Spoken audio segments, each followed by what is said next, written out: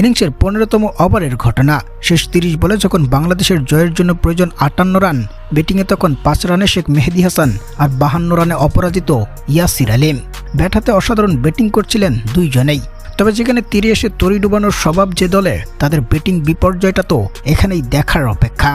এবং এরপর যখন সেই ওভারটা শেষে 24 বলে 47 রানের প্রয়োজন হয় বাংলাদেশের জয়ের জন্য, ঠিক তখনই ওই ওভারের তৃতীয়তম ডেলিভারিতে ক্যাচ তুলে দিয়ে ফিরে যান শেখ মেহেদী হাসান এবং দলটা পড়ে যায় বড় চাপে। তবে নন স্ট্রাইকে থাকা দুর্দান্ত ব্যাটিং করা ইয়াসিরকে নিয়ে মনে হয়েছিল ম্যাচটা তিনি বের করে জয়টা তুলে দিবেন টাইগারদের হাতে। তবে শেষ 18 বলে যখন বাংলাদেশের প্রয়োজন 41 রান, ঠিক তখনই ক্যাচ তুলে দিয়ে তিনিও হাঁটতে ধরেন প্যাভিলিয়নের পথ ধরে। এবং এরপর একে একে ব্যাটসম্যানরা এসেছে আর ক্যাচ তুলে দিয়ে ফিরে গেছে সাজঘরের পথ ধরে। আর শেষ পর্যন্ত 1 ওভার বাকি থাকতেই অল আউট হয়ে যায় বাংলাদেশ দল এবং 32 রানের ব্যবধানে 3 ম্যাচের টি-20 সিরিজের প্রথম ম্যাচেই পরাজয়টা বরণ করে নেয় ওরা।